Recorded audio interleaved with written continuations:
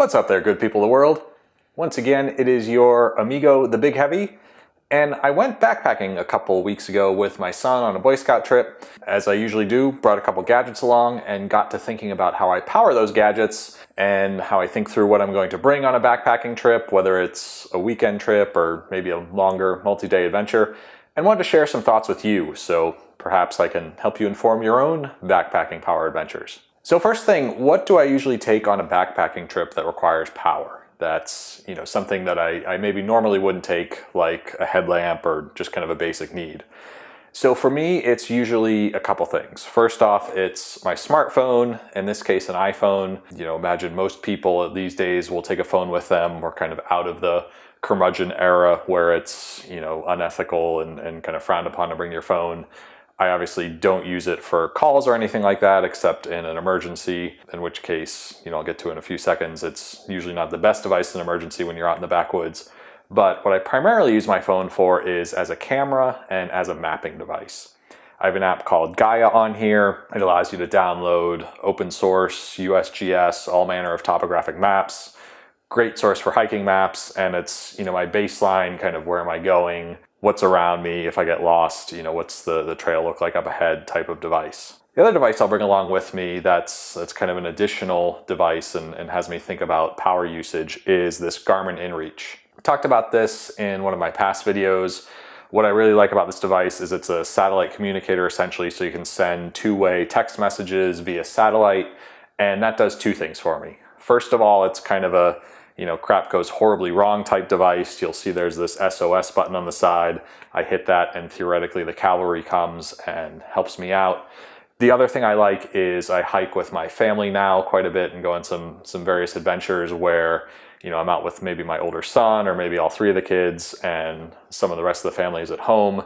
This allows me to kind of keep in touch, let them know where we are, let them know that we're doing well regardless of cell phone coverage, and kind of gives you a little bit of permission to go out and explore a little bit and have fun, having that insurance policy of, I can call in cavalry if I fall over and, break something terribly and I'm otherwise disabled, and also just letting the home front know you're okay. So when you're bringing along devices like this, you obviously have to ask yourself, how am I going to power these things in the backwoods?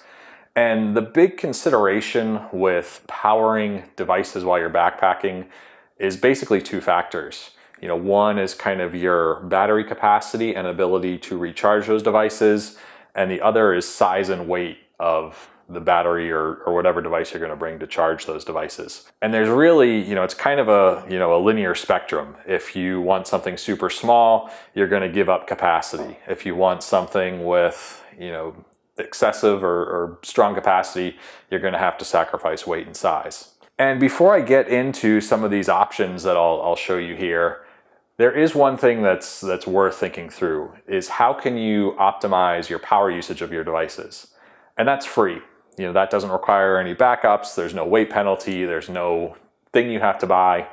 And for me, with the phones, what I always do is, the last second I'm in the car, send out messages saying, hey, we're heading out, make sure I have whatever maps I need downloaded, kind of check that work is fine or whatnot. I close all my apps, I go into airplane mode, and then I take the additional step of turning off Wi-Fi and turning off Bluetooth. I'm not sure how Android devices work or if it's a default setting, but on my particular phone, putting it on airplane mode still generally leaves the Wi-Fi and Bluetooth on. Those are both big power users, so turn all that stuff off. And when I do that, and that's what I did this past weekend trip, which we kind of embarked on our backpacking around 6 p.m.-ish on a Friday, got back to the car around 10, 11-ish on Sunday. I didn't need to charge my phone at all and finished up with about a 25% battery. And that was with using this for photos, using it for mapping and direction finding. Did turn on the cellular service a couple times to just send some text messages and let people know we were okay. Actually had a minor collision en route to our backpacking site, so had to download some dash cam footage and do some other stuff, and was actually kind of surprised that yes, you can get 3-4 days out of one of these devices with being careful with the radio usage. Particularly the airplane mode thing, when you've got the cellular service turned on and you're out in the woods where maybe there's not great coverage, your phone's going to expend a lot of energy looking for a signal, and you may get 3/4 of a day out of it instead of turning all those things off, getting a whole weekend and not having to burden yourself with a battery or a solar panel or something like that. Start there, start with how can I optimize my power? How can I, be careful about turning things off at night, like my phone when I'm not going to use it, and save the energy. The other kind of pro tip, it was cold this weekend. Before I turned my phone on in the morning, I would stick it in my jacket, let it warm up a bit to get the batteries warm and not ultimately kind of burn excess power that way. So once you've optimized your power usage and you're starting to think about, I'm going for too long, I'm not going to be able to get whatever devices I need powered without a recharging stop at somewhere along the line, you can get into charging equipment. Two categories here. There's battery packs, there's solar, and then there's sort of some hybrids that we'll talk about. On the battery pack front, the kind of smallest functional battery I found is some variant of an 18650 cell. If you've ever seen those, they're sort of the modern equivalent of a AA battery. They're the large cylindrical lithium-ion batteries. They're used in everything from these little battery packs to batteries inside of a Tesla. This guy, I've never taken them apart, but I assume if I did, there would be one 18650 in there. This particular pack is made by Goal Zero. It's got some Gregory branding on there. It weighs 73 grams, so fairly light. What I like about this device, it's got this cool little kind of switchblade USB port. You can plug it into any sort of USB device, whether it's a computer, another charger, one of these little wall wart guys, which we'll talk about in a minute. It'll charge up. It's got a nice little power meter on there, which you activate by kind of pushing in this the little switchblade port thing. Gives you some lights to let you know how it's charged. And it's got a single female USB output on there. So you can plug whatever charging cable that you need in, as long as it's got a USB end on it. So all this sounds pretty awesome. It's light, pretty capable. It doesn't need a lot of extra cords or anything like that. Will work with any USB device. The negative is it doesn't hold a lot of juice. So this will get you, the manufacturer says, I think 0.8 charges of a typical smartphone. In my experience, if your phone's down to about 10% battery, this guy will get it up to 60–70%, and then he's done. You don't really get a lot of power out of it. Where I'll usually use this guy if I'm going on, a 4 or 5 day trip, where if I'm really careful, I can milk my phone for those whole 5 days, just using it for photography, mapping, and making sure I'm diligent about turning it off at night. I'll bring one of these guys and it will charge up my Garmin watch probably once or twice over the course of that trip, and that's assuming that I'm turning my Garmin watch's tracking on during the day. So it's kind of tracking where we went, tracking my heart rate, various other metrics. I like having a record of the journey. If I wasn't doing that, this particular Garmin watch, which is a Phoenix 6X, should last about 15–20 days without a charge, assuming you're not doing any of that tracking stuff. But assuming I am, this will get me 1 or 2 charges. So if you're either going for a little longer, or maybe you have more devices and you want to be able to do more than that half or so phone charge, the next step up is, in this case, I think this is probably a 2 or 3 18650 cell pack. This one's from Anker. I'll put links to all these down on the bottom, just so you can see kind of a representative sample of these types of devices. And I may not be able to link the exact product that I'm talking about, but you'll at least get the category and you'll get an example. I think that's actually more important to think about what size, what format, what features than, it has to be the Goal Zero model, whatever. So this guy, similar thing to all these packs, little buttons, set of lights to let you know how much gas he's got. In terms of weight, I'll let my scale kind of zero itself out. It's coming in at 178 grams, so almost 3x what that little Goal Zero pack is.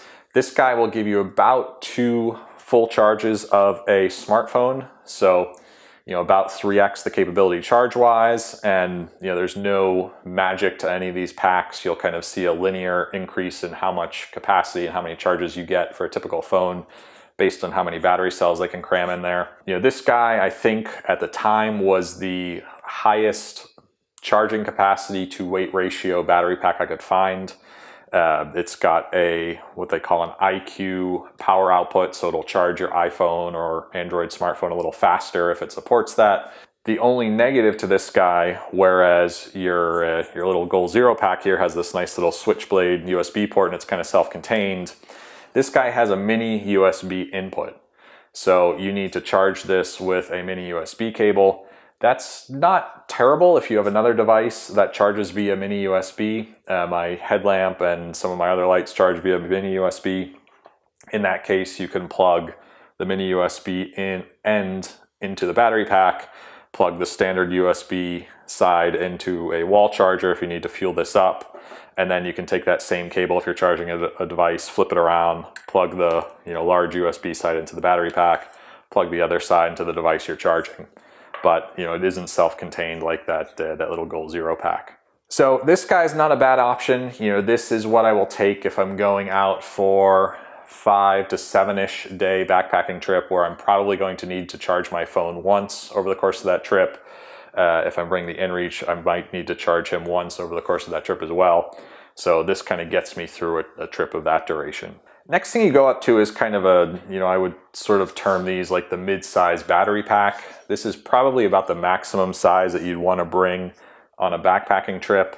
This RAV Power one right here weighs 465 grams, so that's just shy of a pound. So certainly not a lightweight device. You will get I think about a half dozen charges of your phone. You'll get multiple charges of a device like the inReach or your headlamp. So this is probably more the 2-week without charging type trip. Again, assuming that you're conservative with your energy use. What I like about this guy, you've got your battery lights, but you've got 2 USB outputs, so you can charge 2 devices at once. Obviously, this particular pack has both a mini USB input, so same as this little guy where you can use that mini USB cable, plug it into the wall. It also has a USB-C input and output. So this one port will both charge another USB-C device. That could be interesting for you if you have an Android or Apple phone that will charge faster off of USB-C, but it will also take USB-C input to charge. The reason that's interesting for backpacking is that allows you to charge this pack significantly faster. So I think just plugging it into mini USB, it's something on the order of like 14 hours to go from just about empty to full. If you plug it into USB-C, it's like a couple or 3 hours. This particular pack also has a feature where you can plug in both a USB-C and a mini USB and kind of get like a double charging boost type deal, which I think takes the charging time down to 2 hours. So the reason you care about that is if you're on a backpacking trip and maybe you're on a multi-week or AT or PCT type hike, you may be stopping and spending time near a power outlet when you're having lunch at a restaurant, when you're at a laundromat, and you're going to be somewhere for more than 20 minutes, but you're not going to be there overnight. So having that ability to plug this guy in and get him charged up in a couple hours while you're having lunch or doing laundry or whatnot is a pretty big benefit, because otherwise you're potentially having to overnight in a hotel, and that's your only opportunity to get a full charge on a pack like this. I have a couple other packs here that are essentially the same. They just have some additional features. This one is also a RAV Power, essentially the exact same pack as this in terms of the dual charging, the 2 USB outputs, the little mini USB plus USB-C. This one has some rugged features on it. It's got some little bumpers on here, got some little rubberized stuff around the battery pack. Theoretically that makes it a little more robust in the outdoors. I think it also has some sort of basic rain resistance. The one thing I wanted to comment on this guy, you pay a little bit of a weight penalty for that. So, we're now at 565 grams, so you're over a pound. So, almost 100 grams more than our RAV Power. The other thing you may have noticed, there's a little green light and a solar panel on here. I was really excited about that. Thought this is going to be super cool. I know a solar panel this size isn't going to change the world, but maybe it will kind of keep that pack topped off. It's effectively useless. In a backpacking context, you're probably in the woods during most of the day. There's not a good way to rig this on your pack so it's going to get the sun that's already limited because you're under tree cover. Depending on the time of year when you get to your camp, you may or may not be exposed to sunlight. That sun is probably coming at an off-axis angle since you're stopped for the evening and presumably been out hiking all day. I think someone did a test on this particular pack, even in direct sunlight, 8 hours a day, it took them something like 23 days to charge this pack from empty to full. You know, maybe if you're in the zombie apocalypse and getting a full pack is going to save you from whatever, that's cool. But if you're on a backpacking trip, I mean, it's just having the solar panel isn't going to do anything for you. I mean, I would say even if you were on something like a long canoeing expedition where you could put this out in the bow of the boat, tie it down somehow and have it just sucking up direct sunlight all day, unless you weren't charging anything off of it, it's largely going to be irrelevant. You know, I would buy this because you are willing to give up the weight penalty for the rugged features, not necessarily because of the solar panel. Similar thing to this pack. You know, this is kind of one of the generic Amazon packs, has a little light, as does that outdoorsy one that I never really use. This one has what seems like a cooler, bigger solar panel. You know, it's got 3 additional panels versus that other one, but suffers from the same problem. You know, the solar panels are super cool, great idea, but effectively irrelevant if you're, you know, using this in any sort of normal backpacking scenario that I can think of. Last option I want to talk about is there's a few kind of, you know, what I would call hybrid devices. This is one that I really like. It's made by a company called BioLite, and you know, it's this neat little fairly light lantern. You know, I'll use it when I'm not going ultralight. It's kind of nice. You can stick it on a table if you're, you know, preparing a meal and you get a little light on your cooking surface. You can hang it in your tent, obviously, with this little hook. It doesn't weigh a ton. It's 88 grams, so almost on par with this little Goal Zero pack. It has some other features where it will blink and you can adjust the dimness. I think there's a red light on there, so all sorts of neat tricks. Has a little battery meter on the side, but what's cool is it also has a USB output on the side in addition to a mini USB for charging. So you could actually plug your phone into here and get, you know, I think it won't go from 0 to full, but it'll get you a little more than this Gregory pack. So you kind of get a dual use device. You get both that lantern feature and a little bit of emergency power if you need it, which I think is a good thing to look for when you're thinking about backpacking power. You know, is there a way I can get a device that does kind of more than one thing and has a couple tricks up its sleeve? Final thing I'll talk about, to get meaningful solar power and enough to power a device, you're gonna need a pretty big panel. This is a Anchor panel I have. You know, there's probably a newer version of this that's a little more efficient in terms of wattage. There's a little pouch over here that has 2 USB outputs in it. I've generally used this more on bicycle trips than backpacking trips. I think I brought it on a couple of backpacking trips. And the reason I don't use it a ton for backpacking is that same problem with the fact that by the time you set up camp and you're kind of bedded down for the night, the sun's off axis, it's not coming in at a great angle. You know, this guy will give you just about enough power to charge a phone if you're not getting perfect sun. If you're getting perfect sun, you can probably run 2 phones off of that simultaneously. And at that point, you're only getting, you know, an hour or so of the equivalent of charging this with an old-fashioned, non-high-powered USB charger. So kind of not that effective. So something that, again, to me seemed like a really great idea, but in practical use, not so much. Final couple elements you should think about for your charging setup are cables. You know, the typical iPhone standard cable they give you in the box weighs almost 20 grams. It's 19 on my scale. Not a ton, but that's a place where you could shave some weight. You know, they make these little short cables in various formats. That guy's 10 grams, so you know, you've cut out half your weight. The other thing they make, and this is longer than the one I bring backpacking, but this is kind of a multi-end cable. You can see, hopefully you can see, there's a little mini USB on the end, and then they've got these, for lack of a better word, little hats that you can put on that give you either Apple Lightning, or they have a little USB-C hat. So that covers 90% of my devices.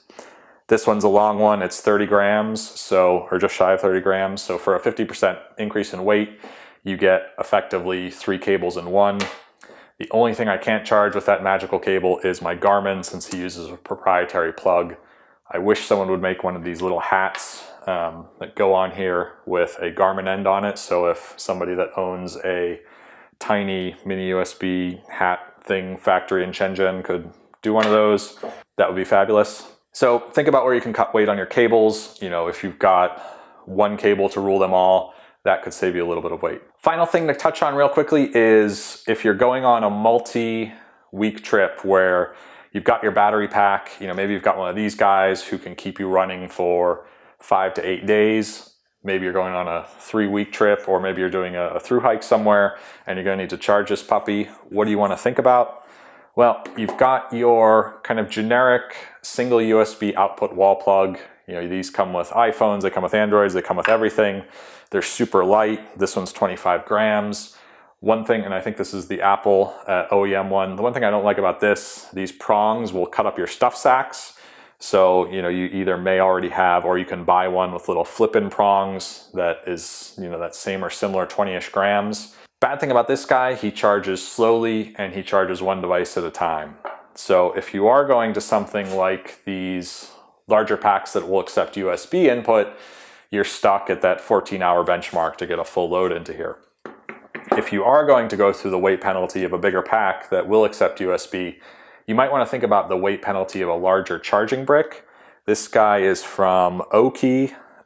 He weighs 100 grams, so he's 5x this guy, but he does have a high power USB output, so he will charge that large battery pack in the couple 3-hour range instead of that 14 hours.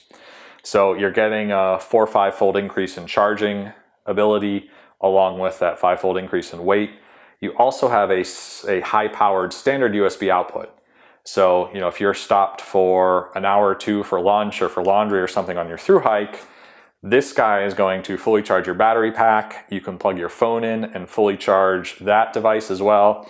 Or you can do that trick where you kind of double the power going into your pack and speed that charging up even further. Which brings me to one other interesting feature that you might want to look for if you're going for a bigger pack. This pack has what's called pass-through charging. What that means is basically this pack can both be charged and accept some power from the wall as well as outputting power. So my setup when I'm on a longer hike and I've got something like this, I'll plug this guy into the wall. I'll have, say, my phone charging off of here. I'll have a USB-C cable to this guy, charging him up. So I've used both the ports on here. And then I'll maybe run another cable and charge up my headlamp, charge up my inReach, so I can simultaneously charge the pack and charge some additional devices. And with the USB-C power coming in here, there's enough juice that you're still getting a net plus in your charge on the battery pack, even though you're also sending some power to those other devices. So hopefully that gives you a good overview of the options you've got for powering your devices while you're backpacking. Again, I don't want to underemphasize that thought process of where can I optimize power, where can I turn something off, not bring something, maybe bring a different alternative if it makes financial sense. I'm sure somebody out there that loves the Garmin inReach as much as I do is saying, hey, there's a new version of this that's like a third of the weight, a third of the size. It's this tiny little thing, but it's also $300. That's $300 I could spend elsewhere, so I choose to take the weight penalty. You may say, hey, it's worth a weight penalty for me to save, in some cases, 30, 40, 50 bucks for some of these packs and chargers and whatnot. Start there, start with that power optimization, start with what do I really need? Look for places where you can get a device that does, 4 or 5 things versus bringing a handheld GPS unit, a camera, a music player and all that stuff, which maybe something like a smartphone can do. And once you're through that thought process, get yourself out in the outdoors. It's good out there. I think it's good for the soul, good for the spirit. Get away from some of the nonsense that chases us in our day-to-day lives, and hopefully while you're out there, you'll refresh, recharge, you'll be kind to each other, you'll be well, and I'll see you in the next video. Peace. Ever wonder why every talking head on YouTube asks you to hit the like and subscribe button at the end of their video? You were right, because we're living in a computer simulation. And our benevolent robotic overlords get just a little bit of energy every time you hit that like. So, do me, the rest of civilization, and our benevolent robotic overlords a favor. Mash that subscribe, be kind to each other, keep living your simulated dreams.